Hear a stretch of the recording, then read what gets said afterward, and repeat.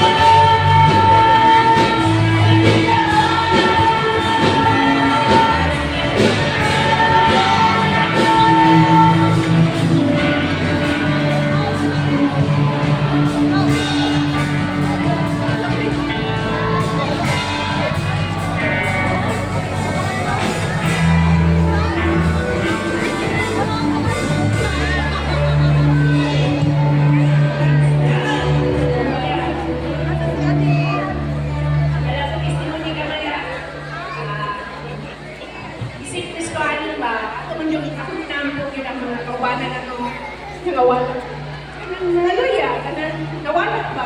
Praise God. Isa sa mga pag-ampo, si Brad Richard, na ako ang bisita karon niya po. Nakalimot ako sa iyang pangalan, pero mag-ampo ko, Lord, ibalik ko sila. Kato silang buhan ko, Lord, itsa ko sila. Praise God, no? Ito pagig sa Ginoo. Pag anak ka sa Ginoo, ibalik yun kaniya sa iyahang mga kamot. Grabe yun ang Ginoo mo na. Grabe yun ang buhat sa kapag ampo sa mga pinili sa Ginoo, iyahan yung lungkot. No? Kanang lahi ang kalipay na kanang nasa ko kasing-kasing. Ang kalipay ba, kanang makaulo akong buha. Diba? Nakabasahan niyo sa Salmo 105 verse 1 to 2. Pasalamatin ninyo ang Ginoo, simbahan ninyo siya. Isugilon nga sa mga katawhan ang iyang mga binuhatan. Awitin ninyo siya o mga pagday.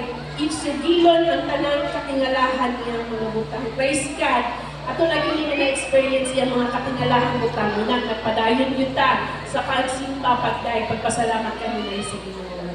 So Sige, ating itaas ang mga kamot para sa atong bisita. Hallelujah, tabangan ito sa pag-ampo. Yes, Lord, Father God, salamat sa kabuntagon, salamat sa inyong kaayo, God, sa among kinabuhi. Salamat sa bagong kinabuhi, Lord, na desisyon namo ang pagtulong, pero dili. Imo ang desisyon ng among pagmata. Salamat, Lord, sa inyong dako kaayo na guma. Hallelujah, sa among mga kapakyasan, kakulangon, Lord. Padayon yung ka na higugma ka namo. Nakamata ni karong adlaw, ug di adiri nagkatigong musimbaw. Lord, salamat kaayo, Lord, sa inyong katawhan ng agit ang kadasig, Lord. Luyo sa mga problema o God, napadayon yun nga muday diha ka mo. Even sa magwali karong adlaw o God, Lord, ang pulong, Lord, matisok yun kini sa amo ang mga kasing-kasing o Lord, dabangin ni kanunay, Lord, na among ikinabuhi sa matag adlaw ang inyong pulong. Salamat, Lord, sa inyong kaayo. Salamat sa grasya, Lord. Salamat, Lord.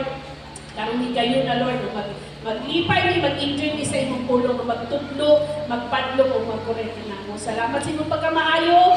I-bless sa matag usa. All the glory, the adoration belongs to you alone. In Jesus' name we pray. Amen.